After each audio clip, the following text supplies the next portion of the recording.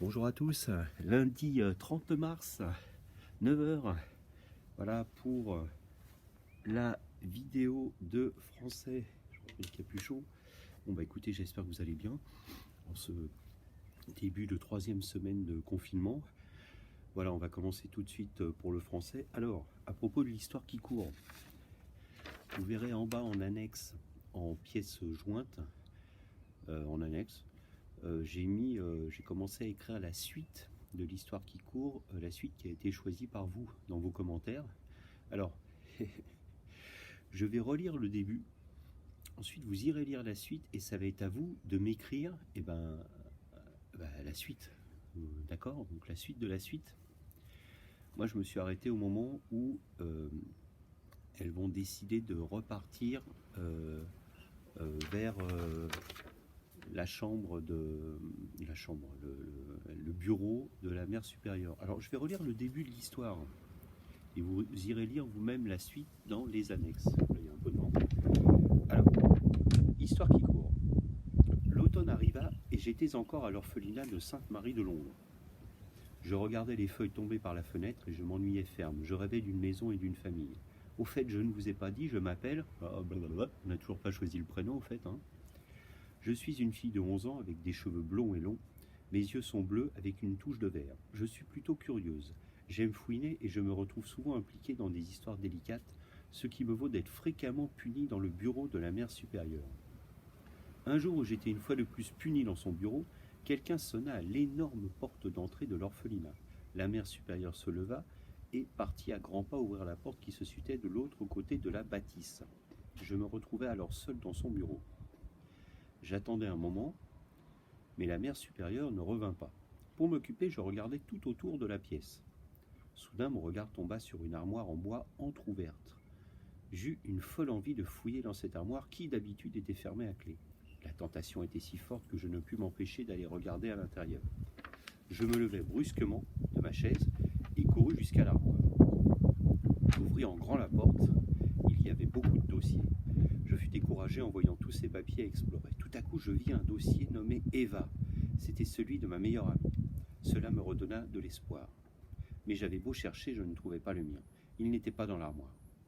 Déçu, je me retournai pour aller voir dans les tiroirs du bureau. J'ouvris le premier tiroir, rien. Je fouillai alors les autres tiroirs et dans le dernier, je découvris un dossier à mon nom. Je le sortis et l'ouvris. Tout à coup, dans le couloir, j'entendis des pas se rapprocher peu à peu. J'eus peur et dans la panique, je mis le dossier sous mon pull bleu en me disant que je le lirais plus tard, espérant trouver des informations sur mon passé. Voilà. Donc, en annexe, la suite. Et puis après, je vous demande de me commencer, puis on choisira ensemble quelle est la meilleure suite. Donc l'idée, c'est d'aller, mais je vous ai tout mis sur l'annexe. Voilà. Alors, aujourd'hui en français, je vous propose un petit jeu pour commencer d'écriture. Alors j'ai un ami qui est auteur de jeux. En fait, il est infographiste. Mais il a créé un jeu avec d'autres amis autour de ce qu'on appelle des holorimes. Je vais vous expliquer ce que c'est qu'un holorime.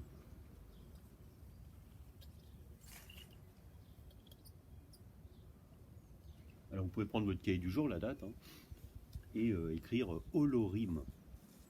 Et le jeu s'appelle le Totalandrin. C'est un T là, le Totalandrin.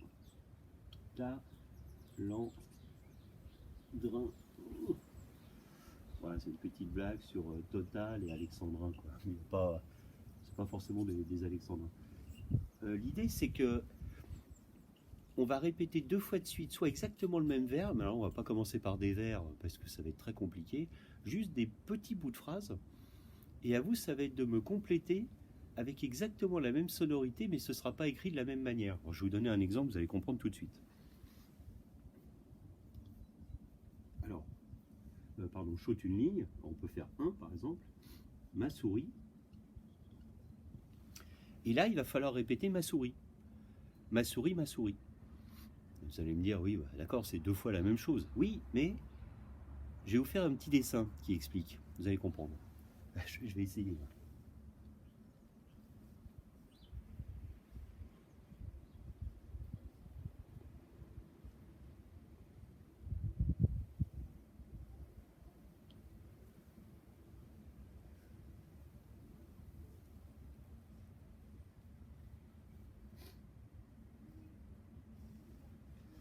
voit pas qu'elle sourit, mais ma souris, ma souris. Ma souris a souri à moi. Comprenez? Ma souris, ma souris. Bon.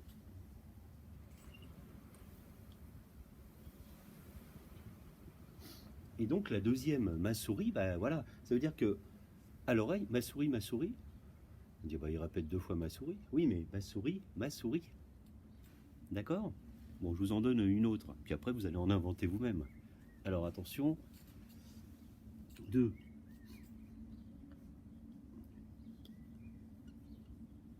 M'appelle, m'appelle, m'appelle. Attendez, je vais vous le faire.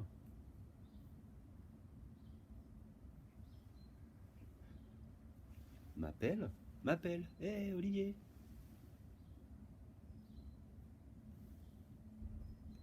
Hey. M'appelle, m'appelle.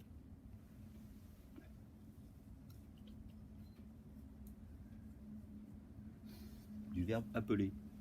Vous avez compris? Bon, je vous en donne 2 autres. Alors, l'idée c'est d'orthographier correctement ensuite derrière, puis après c'est à vous d'en inventer. Hein. Donc 2 fois la même sonorité, mais 2 fois avec une écriture bien sûr différente, une orthographe différente, et un sens qui change évidemment. Ma souris, ma souris. M'appelle, m'appelle. Ah, j'entends m'appelle qui m'appelle. C'est des phrases un peu débiles, mais bon, il y a un petit travail d'orthographe derrière. Voilà. Allez, numéro 3, je vous donne le début, et à vous de me trouver la suite. 3. Mes pattes. Mes pattes. Mes pattes, mes pattes. Comment on écrit la suite? Et puis 4. Ma femme.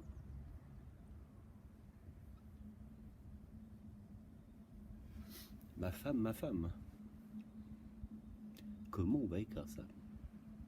Mystère et boule de gomme. Et puis à vous de m'en inventer d'autres, voilà. Je rappelle que ce soir à 19 h, il faudra venir sur le blog, enfin il faudra. Je vous invite à venir sur le blog. Je mettrai un lien qu'il faudra coller dans la barre d'adresse, copier-coller dans la barre d'adresse, et ainsi avec la plateforme du CNED, vous me verrez en direct. Alors vous n'êtes pas obligé d'activer vous-même votre caméra, hein, ni même le micro, mais vous pourrez me parler, me chatter dans la colonne de droite, et je répondrai directement, voilà, parce que les vacances vont arriver, qu'est-ce qu'on va faire, on est encore confiné, voilà. Et puis bon, les vacances confinées vont ressembler étrangement aux journées de classe un petit peu confinées. Alors on va voir un petit peu. Moi je ne sais pas ce qui est prévu par le ministère de l'Éducation nationale pour le moment, en tout travail à vous donner. Et voilà quoi. On va voir, on en parlera ce soir à 19 h, d'accord? Je vous dirai ça. Donc, voilà. Alors, sinon, on saute une ligne. Vous allez prendre votre cahier de leçons. Et là, on va aller orthographe sur autre chose. Donc, ce sera ortho quelque chose. 19, non? Leçon IE en français. Leçon IE. Et leçon IE, c'est l'idée de savoir si à un moment donné, dans un mot, je prends l'exemple typique.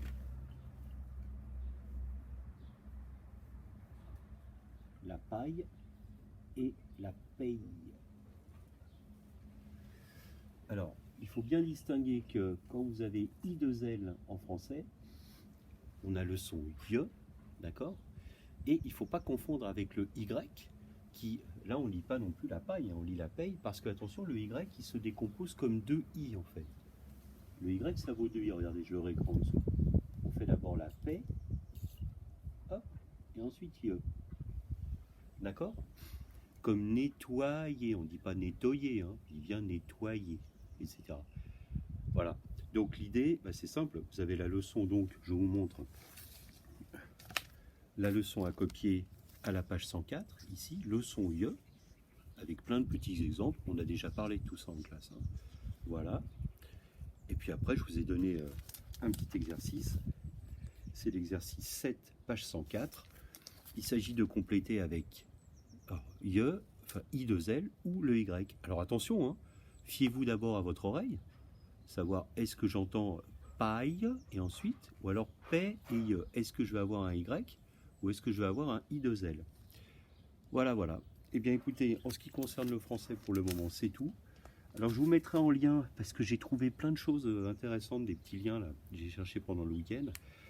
Et donc j'ai trouvé pas mal de choses. Donc aujourd'hui, alors vous avez quand même 3 choses à faire. La première, c'est de me continuer donc l'histoire qui court, grâce à l'annexe en bas. 2, quelques totalandrins, quelques holorimes, on appelle ça, le totalandrin c'est le jeu, mais holorime c'est le terme. Et pour finir, l'orthographe. Voilà, bah, écoutez, bon courage, on se retrouve soit pour les mathématiques tout à l'heure, soit pour la correction du français ce soir.